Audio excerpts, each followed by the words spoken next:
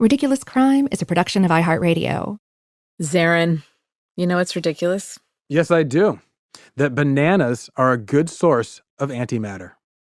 They're potassium and antimatter? Yeah, that's where you actually get the antimatter, is from the potassium. The potassium gives off positrons, and the positrons qualify as antimatter. So when you eat a banana, you're also eating antimatter. That's totally ridiculous. Yeah, I like that one. I knew that you would like that one because I heard it coming out of your mouth. I can tell you another one. Okay, hit me. You ready? Ellen Pompeo telling Denzel Washington, "Listen, MFer, I run this set." And she's doing her whole bit about him not being a good director on her set. And she's just, Grey's Anatomy. That to me was ridiculous. Yeah, that is ridiculous. Antimatter and what's her name again? Ellen Pompeo. It was like 20 seconds ago and I can't remember. Anti-Pompeo. Antimatter Pompeo. Okay, so you've given me two ridiculous things, and I totally concur. You're welcome. No reback, no rebates, no refunds, no givebacks. So you know what else is ridiculous? Hit me with it. Pulling off an enormous heist and then only getting caught because you couldn't shut up about it. Did my family do this? Maybe.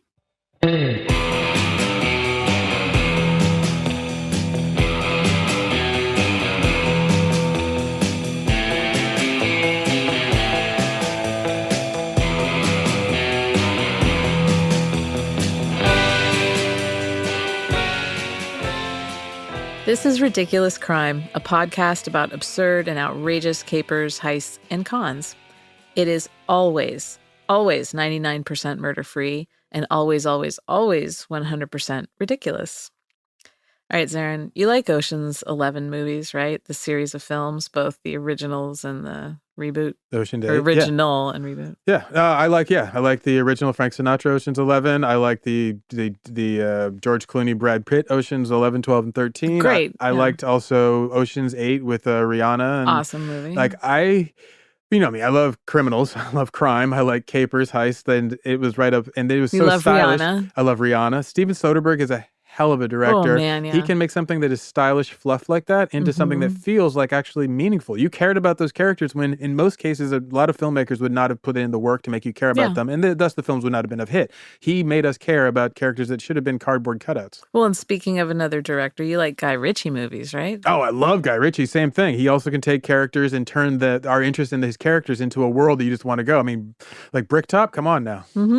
Now, how do you feel about the movie Cocoon? Oh, my God. Oh, you're just going through my favorites. This is another crime movie and people don't think about it. They were smuggling aliens. That was an alien smuggling ring run by a bunch of gray hairs. It was. Love it. All right. So now, what if I told you that there was a real-life combo of all three? I need to go pick my jaw back up off the floor. How do you feel right now? How are you feeling right now in your body? I'm all excited, like a thrill is running through me, like I just stuck my finger in the socket again. Exactly.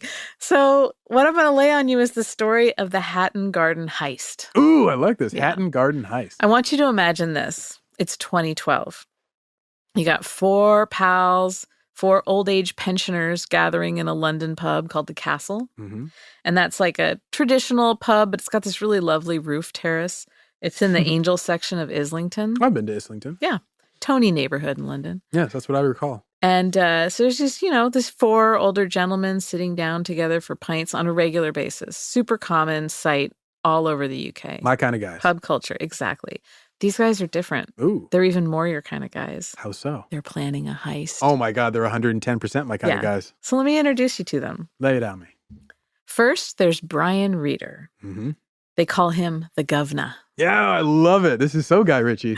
He's 73 years old at the time. Don't laugh at that. I'm not laughing at the age. I love the Governor and he's 73. He's the Governor. Proper. His first arrest was for breaking and entering at the age of 11. Oh, wow. Yeah, that's he's a lifetime lifer. of crime. He did 9 years in prison for conspiracy to handle stolen goods after he and another guy helped launder stolen gold bullion and diamonds stolen from a warehouse near Heathrow. Oh, by the airport, word. Okay. So he's got, credentials. Yeah. He gets out of prison and then he moves into this rundown mansion in Dartford, Kent. Dartford, is that one word, Dartford, Kent, or is that two words? It's Dartford in Kent. Oh, Dartford in Kent. And Yeah. Stratford-upon-Avon. Right. And so Dartford is the town. And so he runs a used car dealership out of his house. Do you know who else was born in Dartford? No, Liam Gallagher. Keith Richards. What? Yeah. It's sacred ground. Oh, yeah. Yeah. So the governor, he's a bon vivant because he dresses all flashy and he's got this dark criminal past, but he's living in like a shabby chic mansion in Kent, 20-some miles outside of London. He's just like a fabulous character. I like the governor. Then there's Danny Jones. Danny's 57 at the time. He's like the spring chicken. He's also a lifetime criminal. He specializes in jewelry and other stolen goods. Right. He's a total oddball. Comic relief. Well, yeah, because like one of his little quirks is that he went to sleep in his mother's dressing gown and a fez at night. Wait, what? I was still hanging on mother's dressing gown trying to go, what's that picture like? And then all of a sudden you put a fez on his head. And I was like, He has to find his comfort zone, his safe space. But he didn't really go to bed per se because he slept right on the floor. So he put on his mother's dressing gown and a fez to sleep on the floor? Yeah, it's Danny, man. Oh, I like this Danny. He studied crime like a kid cramming for a forgotten bio exam. It's like how many bones? 206, 270, 270? He did research. He read books. He watched movies. He studied gold and diamond prices. And then he was also researching like which tools are the best for cutting through which material that happened to be used to make a vault. So, yeah. Danny. He's all into like he's the young, torches. studious one with a fez on. Then we have Kenny Collins. Kenny's 72. And at the table in 2012 at the pub, 72 years old. He's another career criminal yet again. He was like your classic hard man. Oh, London I love a British hard man. Right? So he goes everywhere with his Staffordshire Bull Terrier. It's kind of like, it's not like an American Staffordshire Terrier, like a pit bull. It's like a cross between an English bulldog and like an old English terrier. Yeah, that's what I'm kind of imagining, more of like a pub dog kind of. Yeah, but like a little muscle man. Yeah, exactly. A little square, but like kind of like a muscle chili chihuahua. Exactly. The dog's name is Dempsey. Like the fighter? Yeah, he's like, come on, Dempsey. Oh my God, I love this. But Kenny is also diabetic. Okay. And he has some memory issues. Don't we all, Kenny? Yeah, such as aging. Does Kenny not have a nickname? Kenny. Oh, never mind. There it is. They like Kenny. Brian is the governor, and then Danny is Danny because they love the diminutives. Totally. Danny, Kenny, and that takes us to the last in our quartet, Terry Perkins. Terry, Danny. Terry. He's 64. Okay. He's another career criminal. I like it. And he's also a one-time prison escapee. Yeah, go on, Terry. So he was on the lam at one point for 17 years. Oh, snap. Yeah, no, I'm like, it's for real. It's not like he like slips out and they're like, get back here, and they yank him back in. Yeah, he was like on the lam. Now he and the governor had like done a bunch of jobs together. So that's how, Okay, so they were like professional acquaintances, and it grew to a deeper friendship. You could say that they were thick as thieves.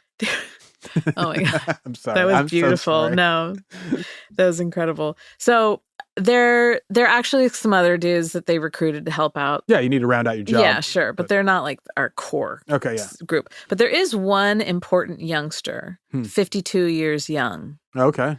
His name is Michael Seed. Practically a boy. Yeah, a lad. But he's known on the streets as Basil. Basil, of course, because British. I'm like, Basil. Yeah, Basil. It looks like Basil. It's Basil. And he's the son of this professor, and he studied physics and electronics at Nottingham University. But when he did 21 months back in 1984 because he sold 10 tabs of acid and some weed to a friend. Was his friend a cop? I don't know, a square. He got him busted. Apparently a snitch. And then so what he does since then, he's like fixing TVs and electronics, and then I guess just at home for people who are like, my telly's broken. Yeah, he's good with a screwdriver. Yeah. And then he gets into the jewelry trade. As one does. What does he do in the jewelry trade? He said he, quote, recycled jewelry. Because he was good with his hands. It's like recycled jewelry, huh? Recycled jewelry. I got to remember that euphemism. Reuse, recycle. He didn't have a bank account. He didn't claim benefits, didn't pay taxes. And in the words of Stephen Stills, he didn't do business that don't make him smile. That's a good rule of thumb. That's Basil, right? Okay. So all these guys, they're meeting up at the pub in 2012. Mm-hmm. 3 years go by. It's a lot of pints, right?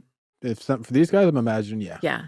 Spring 2015 comes along. They think they're ready. So with this whole 3-year period, they're basically plotting to do this job, or they're just like hanging out, palling around? They're plotting. Like the whole time they're sitting there and they're plotting. So they're parked in this pub. You imagine like Dempsey's at their feet. Mm-hmm. And there's a fire going, or they're up on the roof deck on a lovely day. Oh, I like this. Enjoying a pint. And... Are they like drawing like schematics on bar napkins or like? Totally. Okay. Sure. And they had like I imagine they had like a chalkboard and would plot it out there and like draw. Flip it over when people come by. Yeah, exactly. Or they would pretend like it was like football, as we say soccer, like, diagrams of moves. Or whatever setups. I don't know what you'd say. Formations, yeah. And then, so they've got this whole thing. They have their eyes set on a place called Hatton Garden. Mm-hmm. And I'm going to get to that in a while, but let's go back to them plotting. Okay. So you have these 4 criminal masterminds who've got lifetimes of experience behind them. And Basil, he's not up in there yet. Like they're kind of keeping him outside of it, giving him the information he needs, but he's like their clutch young guy that they're going to use. Okay. But so these guys take everything that they've learned about diamonds, about gold, about breaking into places. Don't forget, the governor had broken into a warehouse outside of Heathrow. So they're taking all this and they've got their eyes on Hatton Garden. The one thing I don't hear them having is a fence. And you have to be able to get away with your crime. Well, they do. Oh, they have a fence. Yeah, okay. They do. And those are sort of the associated people that they have. Okay, word. I got you. So let me tell you a little bit about Hatton Garden first. So it's this like 7-story building, 60 tenants. Most of them are jewelers. But the basement is this room that's completely full of safe deposit boxes. And in those boxes, gold, jewelry, gems. I don't think you would know the answer to this. Why so many bankers are all living in the same building, or jewelers all living in the same building? I think it's like is we it a have community thing? I think it's probably akin to like the Diamond District somewhere where they're all in the same location and it's like a little marketplace. I don't know. Huh, okay. But yeah, so interesting. But the safe deposit boxes are the key here. Okay. And that's what these guys are really like focused on, and that's what they're plotting. So I'm going to walk you through how this all plays out, but let's take a quick break first. Okay.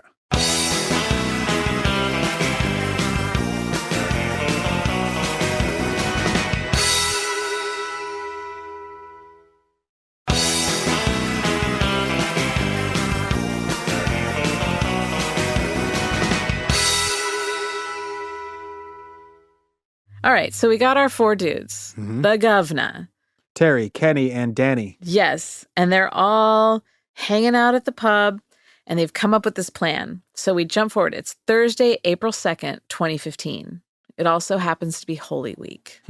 And that means the next day is both Good Friday and it's also the start of Passover. Double it up. Double up. So they're locking everything up in that building, and they're heading out for a long Easter Passover weekend. Okay. Brian Reeder, a.k.a. the governor.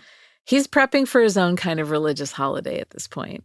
He uses his senior free travel pass. What is that? I don't know what that is. It's like a bus pass for seniors. And he gets on a bus from his place out in Kent and goes into London, like an hour-and-a-half journey. But it's free. Seniors fly free. And the governor meets up with Danny, Kenny, Terry, and then this other guy named Carl Wood outside the building. Carl is like a part-time criminal, not a full-time pro like the other guys. Like he's an accountant? Yeah. He's got one foot in, and they're like pulling him in. Oh, okay. So the governor, Danny, Terry, Kenny, Carl, they're all ready to go. They get all dressed up as workers, hard hats, jumpsuits, reflective vests. Smart. They jump into a white van that Kenny's driving, Kenny the diabetic, and they pull up to the side entrance of the building. Okay. Now, they unload all their tools and stuff like that. Kenny goes across the street to an office building, and they've secured this location where he's going to be the lookout and keep an eye on the scene, which is important. This is a big, big heist. Oh, you have to have a lookout. Yeah. He's taken it a little easy. The reason why he's the lookout and not like down in there is because, he has the sugar, got the sugar diabetes. Got that sugar diabetes. And he's got a touch of dementia. Ooh, this is not sounding like a good lookout. Yeah. And so, the problem is he gets up to the post and then he falls asleep up there. Yeah, that's a terrible Not a lookout. good lookout. Not a good lookout. Kenny's done a lot of good work in his criminal career, but this is not it. You can keep him back in the pad and have him count everything when they get it. I mean, there's other roles. You'd think.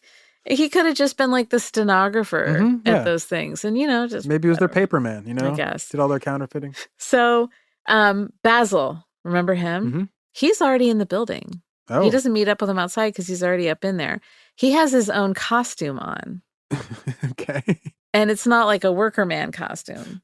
He's wearing a red wig. Like Ronald McDonald or more like Lucille Ball? I don't know. I'm kind of thinking it's like a Chucky wig when I close my eyes and imagine Okay, it. Straight red hair, kind of straw-like. And a flat cap. Uh-huh. He's singing for classic... AC/DC. Okay. And then a jumpsuit.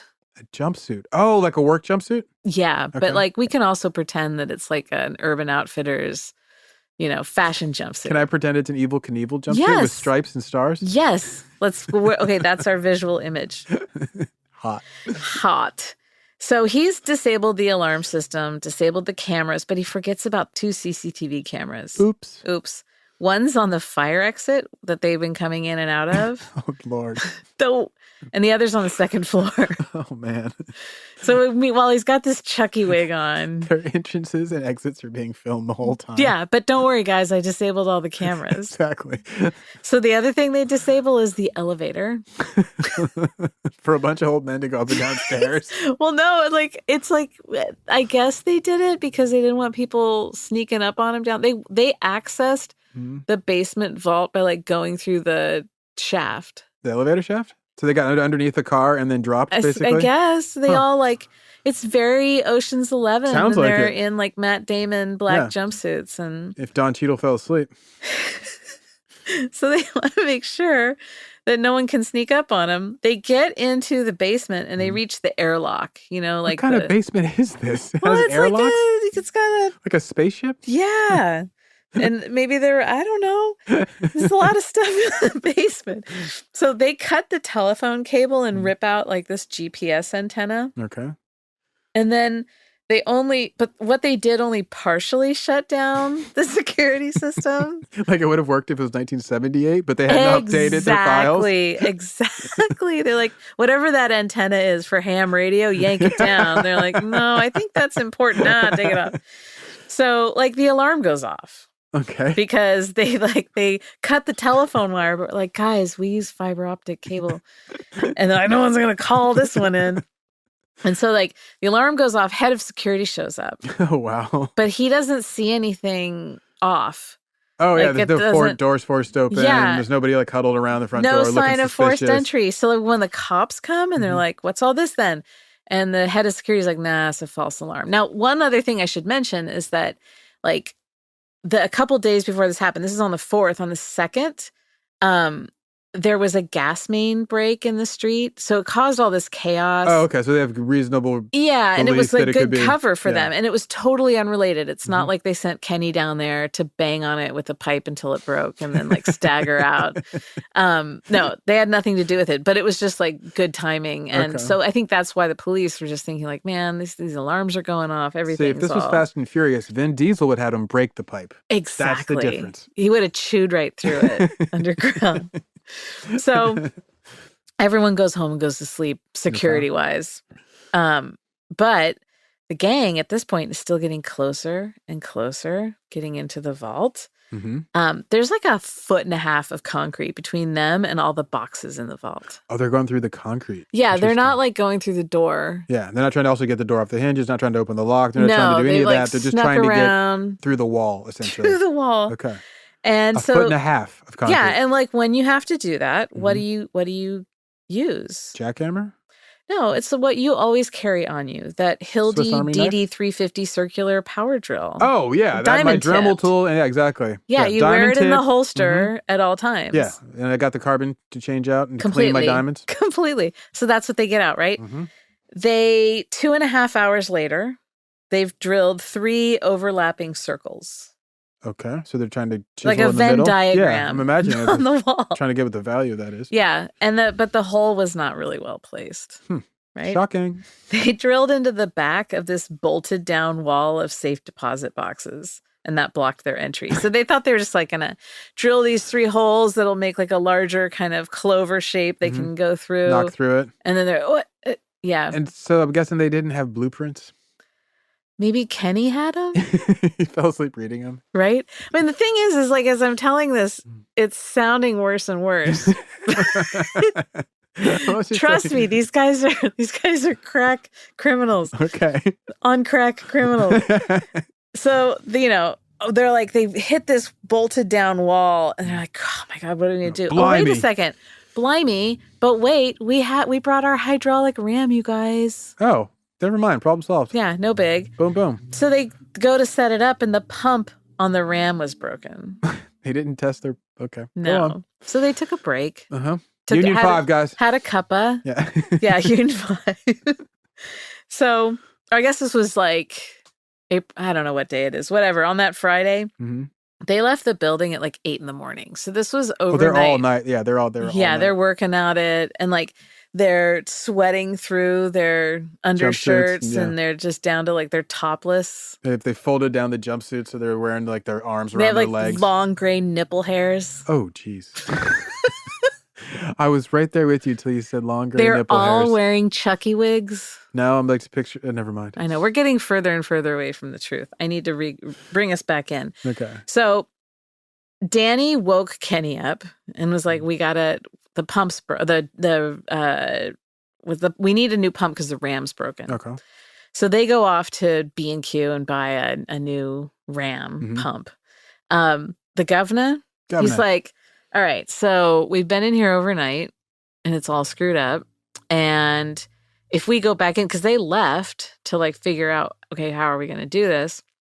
The governor's like, you know what? We go back in there, we're caught. I don't want to do that. Why? Okay.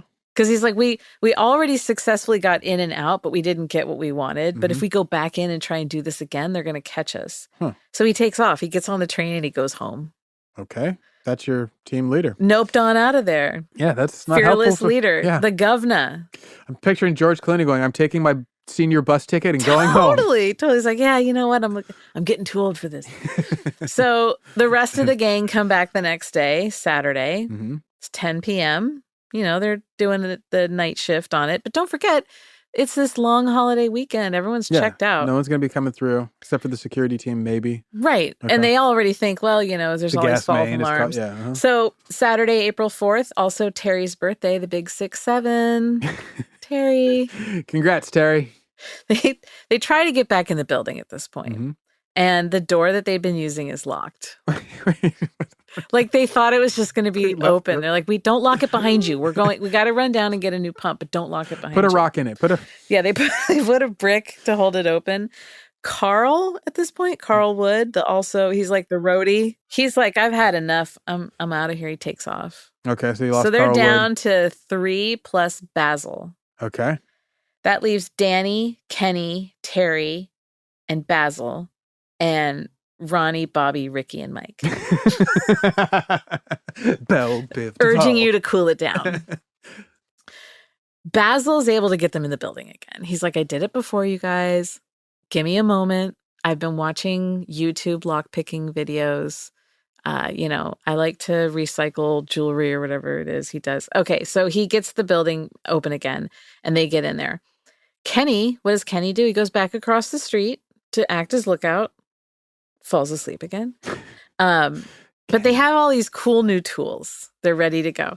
And they're able to pry the boxes out of the way and get into the vault. Oh, wow. They move that whole wall. Okay. Good on them. Yeah. They originally wanted to spend 3 days in the vault. Over the weekend. Like someone else I know that weekend. Exactly. Roll back the rock. Let us out. Roll back the rock.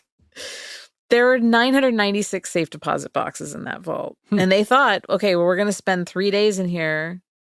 Let's just take them all. But now they have one night. And so they figure, okay, let's get like 73 of them. I don't know how they came up with that number. I think they probably just looked at a section of the wall and were like, these. Okay.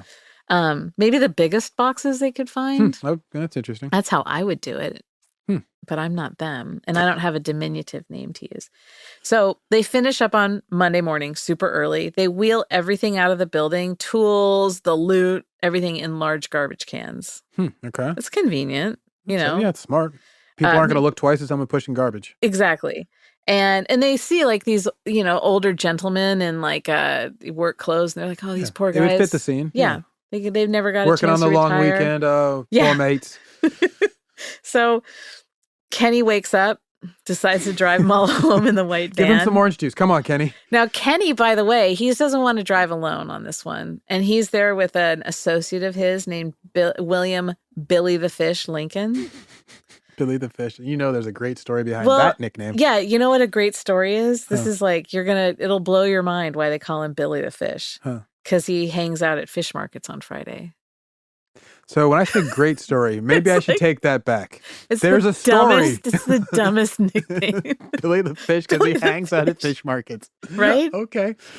So Billy the Fish is also the brother of Kenny's girlfriend / life partner. So he's like family. So he kind of has to get the family involved. He's like, what you got going on there, Kenny? Yeah. And he's like, oh man, Billy, you stink. All right, because don't forget, what are we, Monday now? He's been sitting at the fish market. Billy the Fish, though, is a career criminal. He's not just a guy who frequents fish markets.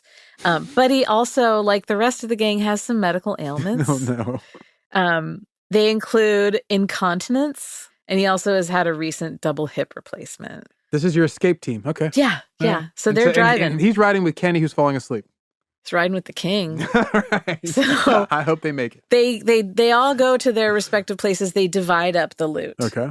And even the ones who bailed out on the second attempt, the governor, Carl, they get their share because they did some heavy lifting. They just didn't finish it out. And if you don't pay them, they'll flip on you. Exactly. Or worse. And so April 7th, Tuesday morning, everyone's finally coming back to work. They're like, oh, how was your weekend? It was so good. And then they're like, zoinks, they walk into the vault. Sweet Jesus. It's just chaos in the vault. I think they probably went incontinent themselves when they saw what had happened. I just incontinent myself. I was continent and I am no longer continent. Now I'm incontinent. So they call the cops, obviously. And the question is, will these guys get away with it? I'm going to go with no. Well, it's unlikely that they'll get away with it if we're talking about it. So that's your big spoiler. That was my first clue. I know, Columbo over here. I put them together. Well, let's stop for a moment. Let's revel in the Gray Panther power of this gang. Right on. And when we come back, I'm going to fill you in on the aftermath of this ridiculous caper.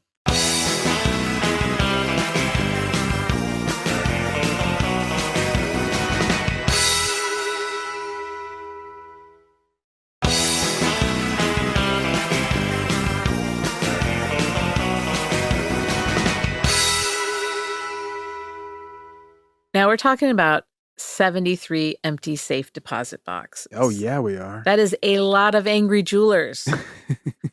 Yes, it is. Well, and the thing is, these guys, too, the jewelers aren't really eager to detail what was in the boxes. No, because they're jewelers, and they're inherently kind of hinky. Yeah, so, and the thing is, they could be avoiding, one of three things, right? Or three of three. Who knows? They're avoiding the revenuers. They're avoiding paying taxes. Okay.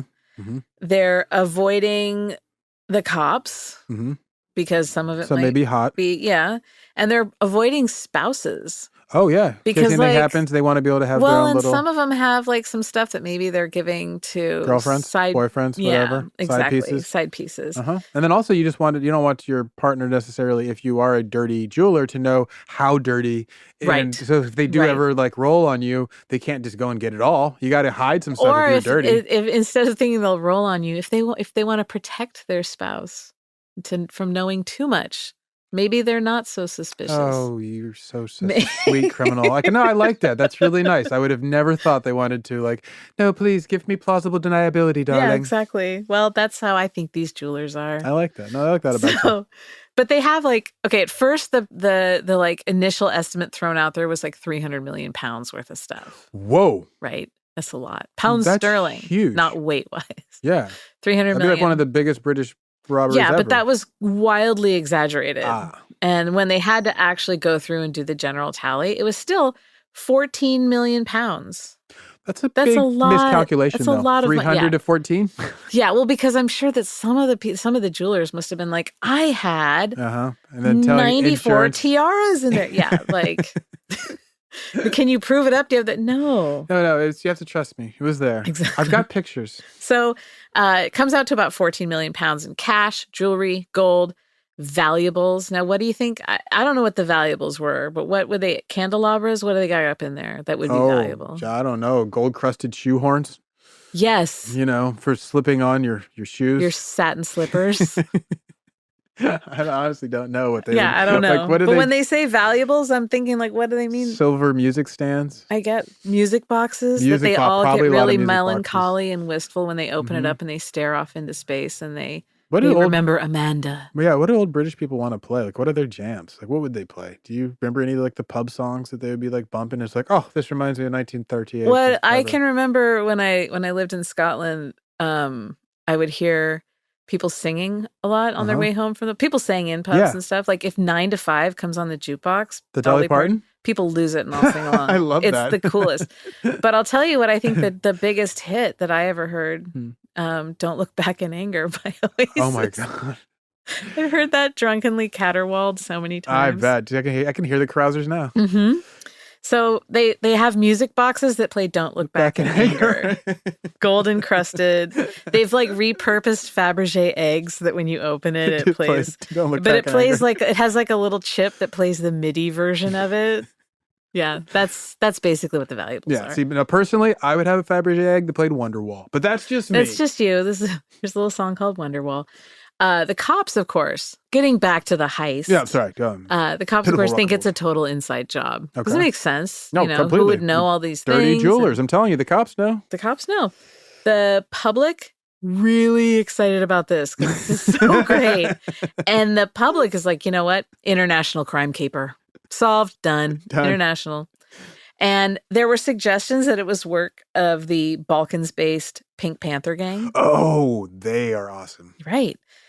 So close. It was the Grey Panthers. Yeah. Off by only one color. God bless. The tabloids were kind of stoking the idea that there was an Ocean's 11 scenario. They figured that they most certainly used a contortionist at some point. They just worked in a contortionist. Yeah. They're like, it's got to be. One of them has to be a contortionist. I've seen how this plays out in the movies. They need agile. A contortionist. They need a American movie star who is always eating. And they need possibly a bad British actor. Yes, all of them. They I'm sure they had like composites drawn out. And it was just the cast. It was just the like movie poster for like, Ocean's 11. Isn't that just Scott Conn? And they arrested Scott Conn at one point, and he's like, I've been in LA this whole time. There were a lot of people who thought it was like not the Pink Panther gang, but like an elite crack team of thieves from either Eastern Europe or Israel. Yes, you hear about this often. They often throw that out there, like, oh, some oligarch got robbed. It must be Eastern European. Exactly. Crack thieves. Exactly. That was a good theory. Well, so the world famous London Metropolitan Police Flying Squad was called in. I'm sorry, that just always sounds like a Monty Python bit. Right? No, it's the Flying Squad. Well, they handle all the organized crime stuff, the big robberies. We're going to meet them a lot in this podcast. Yeah, we probably will. And the flying is because they're the catch-all. They go everywhere, right? Yeah, they go everywhere, but also it's like because crime. they had cars, I think, before other units, so they could fly down the street running over pedestrians. So they're not like flying nuns, though. They also had the power of flight themselves. Yes, as God granted them. Do you remember those 2 CCTV cameras that Basil missed? How could I forget them? Yeah. On those were a footage of a Mercedes E200 driving off. It was a white Mercedes with a black roof and like alloy rims. Ooh. Flashy number. And probably easy to pick out. Whose car do you think that was? Governor's girlfriend? Kenny. Kenny. Brought his own car. Kenny he just brought his own car and parked it. Dude, you're a thief. Steal a car, bro. He brought his car and parked it there, and then they did their heist, and he drove everyone home in the van, and then he must have ditched the van and then caught a taxi. I'm like, yeah, just drop me over by that Mercedes, and he's drifting off in the back of the cab. He drove there and back in his own car. Yeah, because he's Kenny. Oh, Kenny. Bless. There's footage not only of the Mercedes, There's footage of Basil walking away from the scene with a large bag over his shoulder. Like a sack, like an old robber. Yeah, Like I don't know if it had a huge dollar sign or like a pound sign on it. Was he wearing stripes and a burglar mask? Yeah, he had the burglar mask on and he was tiptoeing. Yeah, exactly. Yeah, and snickering to himself. That was on the CCTV footage. So the cops are like, all right, it's these guys. And they tail them for days. They gather enough, like, so that they can bug the Mercedes. They bug another car. They're tailing these guys. They know exactly where they are. They film them going about their business, you know, popping out for pints, strolls in the park, going to Sainsbury's and buying custard, sundries. I don't know. Going to Greg's the baker. They're talking the entire time. Going to Tesco for more batteries for their hearing aids. Exactly. Exactly. Every little counts. So they're talking the whole time. They won't shut up about this. They're bragging about how they did it to like anyone who will listen. Well, they're old. They got to get, the victory lap on now. They're like, this is, if I did it, this is it. They're talking about what they took, how they're going to move this stuff, who's going to fence, like, oh man, what are they going to spend their money on? When guys like, I'm going to put it towards my pension. Basically, they just keep repeatedly incriminating themselves. Everyone they know. Everyone. Here is my absolute favorite part. Okay. So they're speaking in like a thick East Ender London dialect, like their accent. Okay. And they're using Cockney rhyming slang. Are you familiar with Cockney rhyming slang? I love Cockney rhyming slang. It is absolutely the best. And like, I think Guy Ritchie does a pretty good job of getting it to the American audience, how fun and how common it is. Like basically they're going out of their way to say more in order to convey less. Yeah. So they're rhyming 2-word phrases, combinations or whatever to use, stand in for something mundane. Like an example would be if I say apples and pears, I mean stairs. Because it rhymes. Yeah. So instead of saying I walked up the stairs, I walked up the apples and pears. Like, what are you? Yeah. Or if you say Barney Rubble, it means trouble. Trouble. I know that one. Yeah. Okay. Let me give you a couple of these. You tell me if you know what they mean. Okay. Bees and honey. I'm going with money. Yes. Lady Godiva. Oh, Godiva. I don't know. It rhymes with Godiva. Got to think in an accent. Lady Godiva. Riva, Miva, I can't think of it. Fiver. Oh, a fiver. Yeah, a fiver. I forget that. Irish pig. A cop.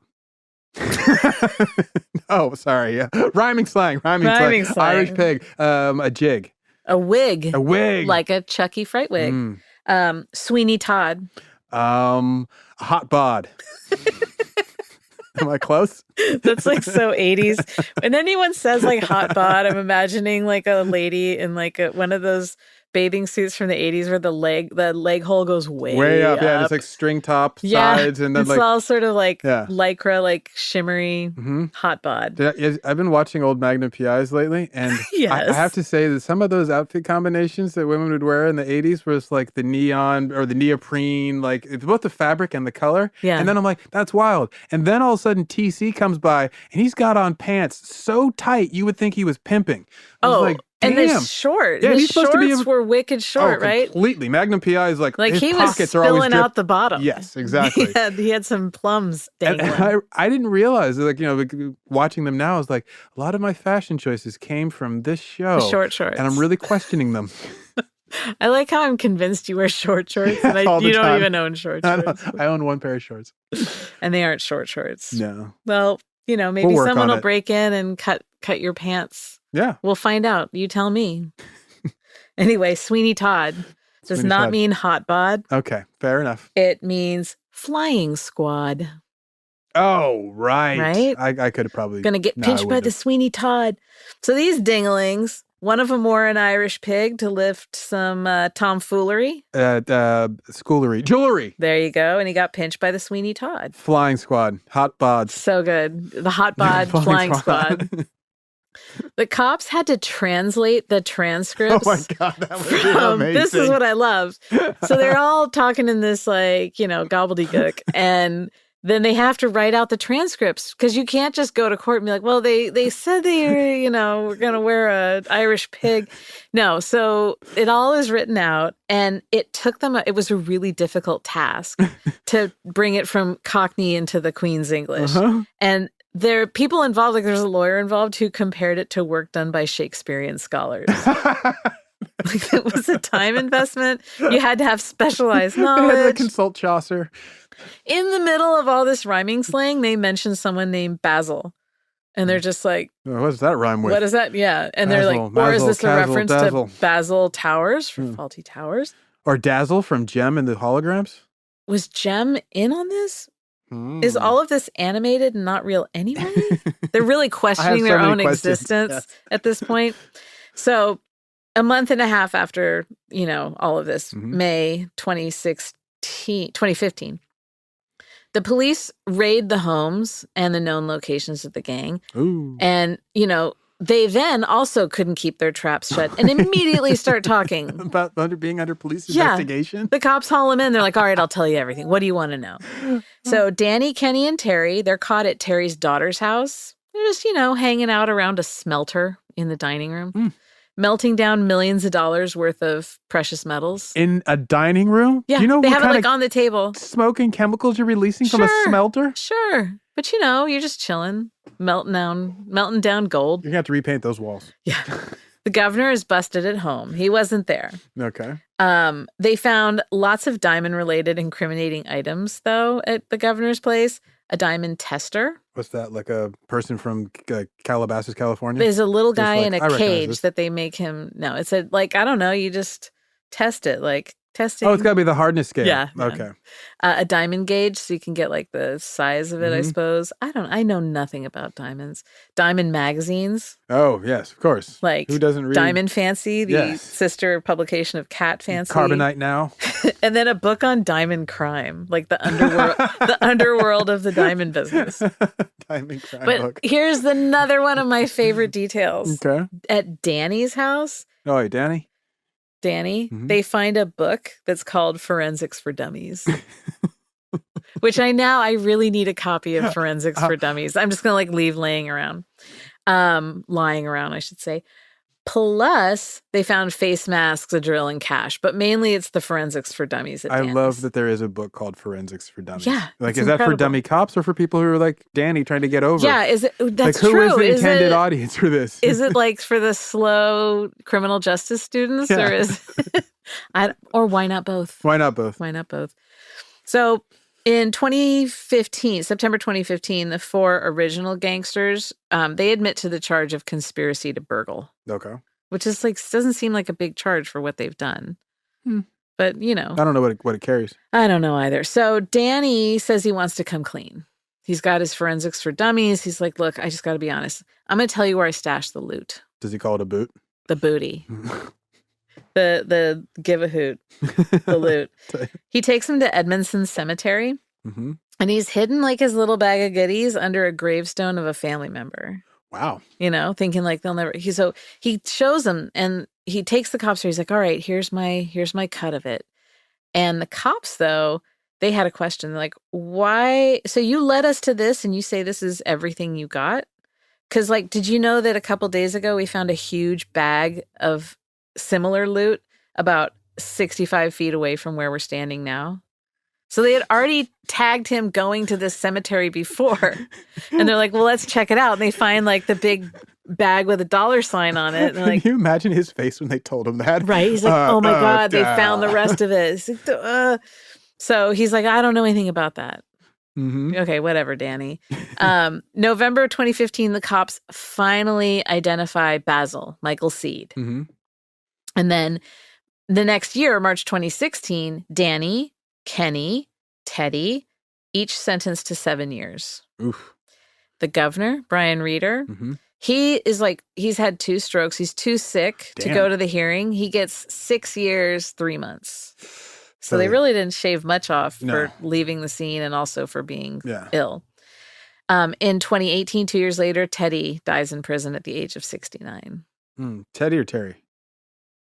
Terry. Okay. Teddy Perkins is the Atlanta creepy character. Yeah, that's what I was wondering. Yeah, it keeps seeping into my consciousness. Terry.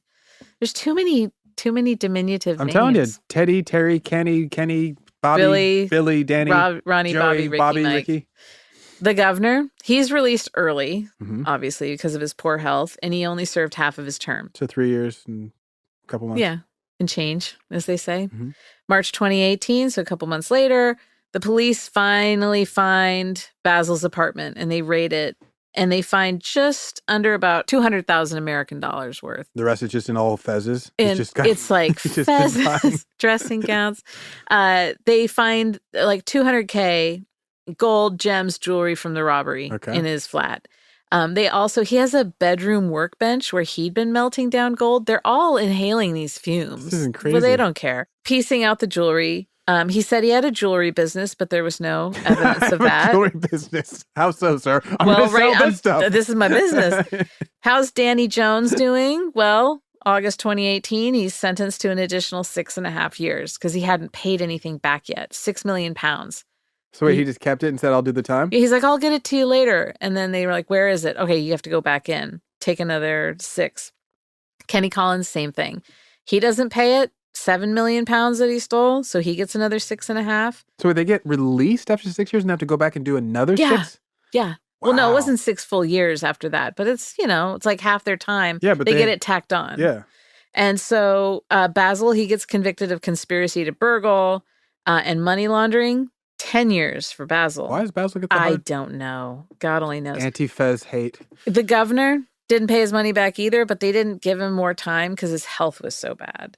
And they allowed him to stay at home in the shabby chic mansion instead of going back to finish his time. Most of this loot has never been recovered. Good on you, mates. So remember it was a little over 13 million pounds. Mm-hmm. Only 4.5 million pounds has been accounted for. Nice. Yeah, they got away with that, but not 100%. Well, they still got away with it. So what's your ridiculous takeaway here? My ridiculous takeaway is Basil should have been running the job. Yeah, 100%. Because it seems like he really had it all together. The governor is a quitter. Kenny was a terrible choice. But Basil, I trust a man who sleeps in a fez. Yeah, right? So. I agree. And my takeaway, keep your mouth shut. Do a dime. That's one Keep your mouth shut. Keep your mouth shut. All right. So that's all I have for you today. That was a good one. I like that. Thank you. I like the old man crime gang. Yeah, it's good. It's good stuff. Great Panthers. Fun times. Fight on. Great Panthers. You can find us online at Ridiculous Crime on both Twitter and Instagram. And if you have a tip for us about one that you'd like for us to discuss, or if you want to tell us about something bad you've done in your life that's ridiculous, you can email us at ridiculouscrime@gmail.com. I'm Zaron Burnett. And I'm Elizabeth Dutton. Thank you so much for listening.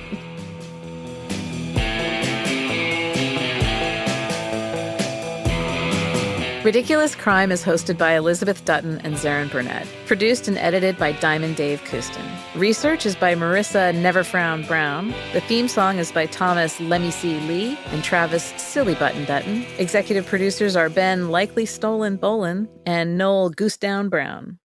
Ridiculous Crime is a production of iHeartRadio. For more podcasts from iHeartRadio, visit the iHeartRadio app, Apple Podcasts, or wherever you listen to your favorite shows.